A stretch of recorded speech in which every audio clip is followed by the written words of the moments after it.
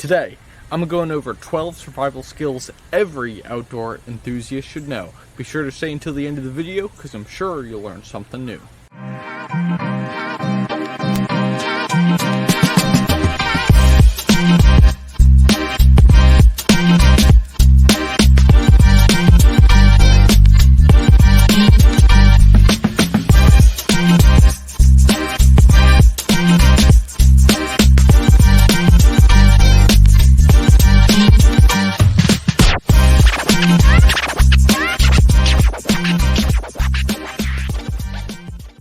Alright, what's up everybody? My name is Jack Billing, CEO and founder of shedknives, and like I said, today I'm going to go into 12 survival skills every outdoor enthusiast should know. So let's start off with what is survival real quick, because there is a very big difference between survival stuff and just camping stuff. So the survival aspect is your life depends on your actions.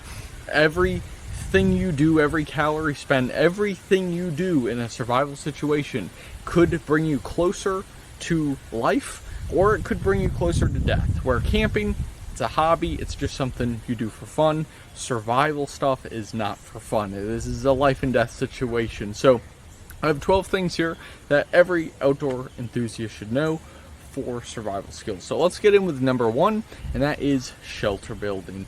Obviously, you need to know how to build a shelter. Is very important in a survival situation. So there's all sorts of shelters you can build, lean-tos, cabins, huts, all sorts of stuff. So there's quite a variety of shelters you can learn how to build. And if you think I should do a video on what shelters to build, let me know in the comments below, and hey, you might see it. Number two, it is finding drinking water, specifically clean drinking water. So you need to know how to find that because you might not always have a lake, which is on my left here. So you might not always have a big body of water, but you also need to find a clean drinking source. So that means that the murky puddle by the river with the rainbow tint on the top of it is not clean drinking water. So you need to learn how to find better stuff. You can find it through rivers, active streams, active just moving bodies of water. Those are much cleaner, and also learn how to purify that. So number three, talking about purifying water, what better way to do it than through number three, fire starting. You need to learn how to start a fire, and that can be done with a knife. For example, my 2023 skewer, you can start a fire with a fire stick or a ferro rod with the jimping right there, or right in the sharpening choil. So you can use the 2023 skewer and all 2023 models available on shedknives.com to help start your fire. So let's move into number four here. Number four is navigation without GPS. That's very important because when you're off the grid, when you're in a survival situation, you probably will not have a GPS with you. And if you do have a GPS, great, use it.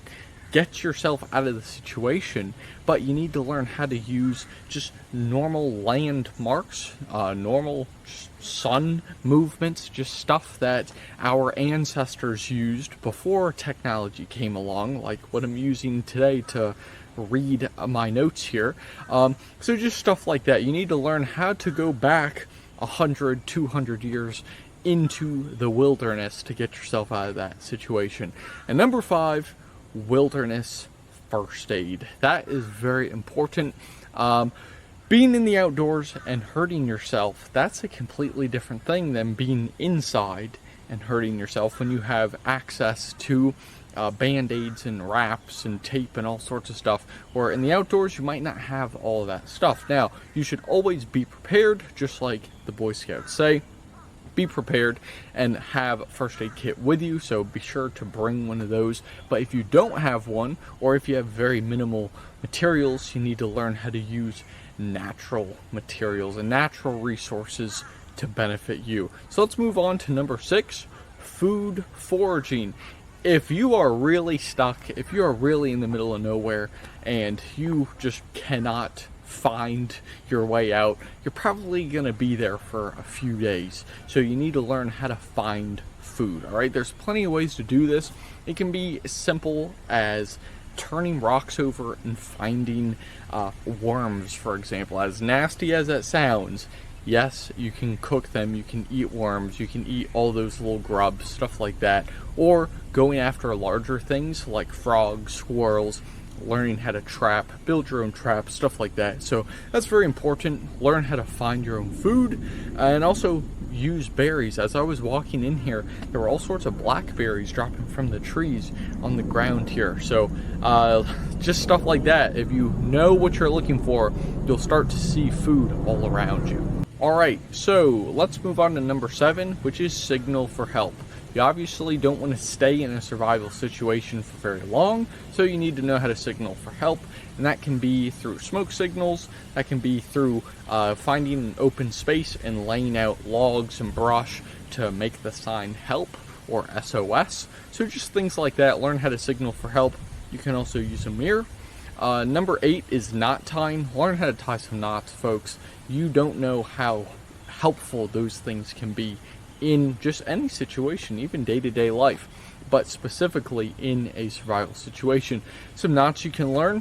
My top 2, bowline and the square knot. Those two are very useful. You can use them for all sorts of stuff, and they both have their different areas of use. So learn all sorts of knots.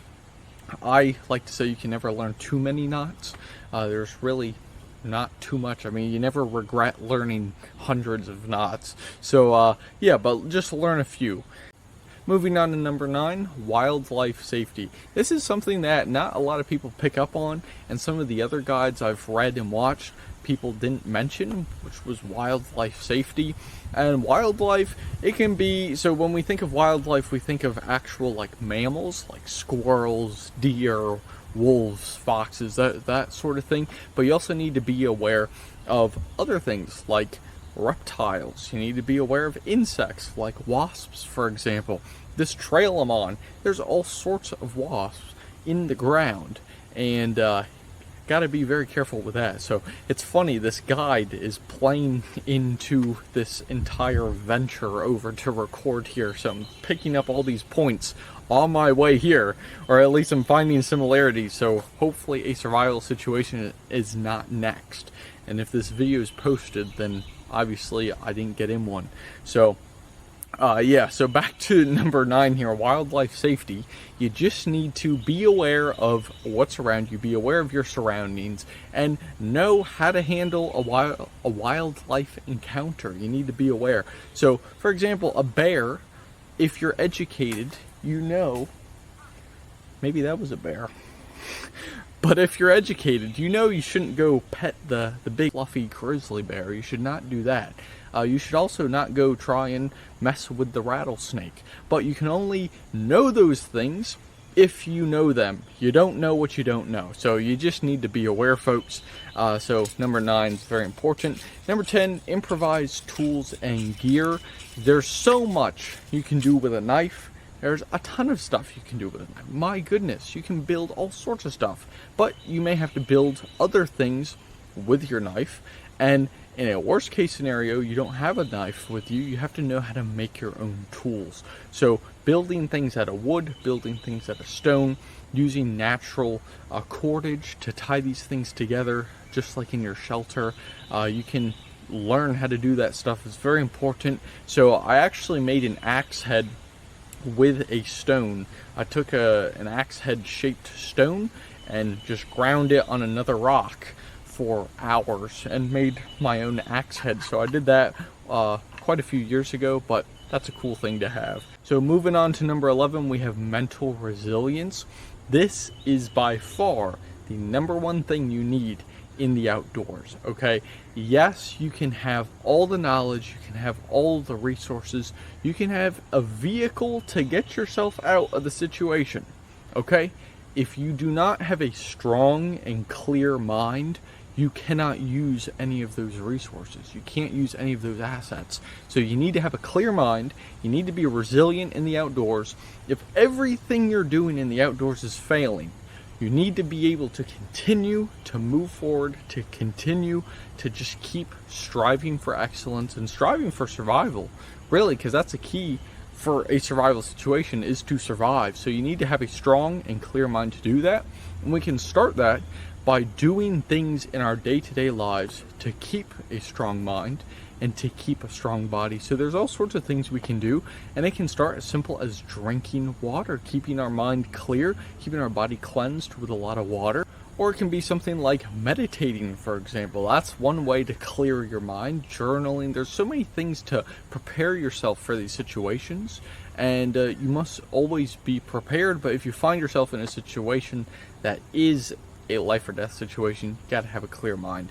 And my very last point here, leave no trace. This is something you need to know. Now, if your life depends on cutting down a tree, cut the tree down, okay? Your life depends on it. There's many trees out here. There's only one of you. So, okay, I get it. But while you're out in the outdoors, you need to take care of the outdoors. I stress this so much in my blogs, in my videos, in my emails. I always talk about taking care of what's around you. Every time I come out into the outdoors, I need to take care of it. I always take care of it. Anything I'm doing, whether I'm chopping wood or whatever, I always make sure I clean up after myself. Whatever gear I bring in, I bring right back out. So you need to do the same as well, no matter what situation you're in. So at the end of the day, those are some of the 12 points you need to know. If you like this video, you probably like the blog I did on this video. So you can check that out at the link at the bottom here in the description. And if you like knife videos, I would highly encourage you and appreciate it if you hit the subscribe button to Shed Knives. So thank you very much for watching. If you like knives, check out shedknives.com. Click the link in the description or what you see on the screen. So thanks again, and I'll see you in the next one.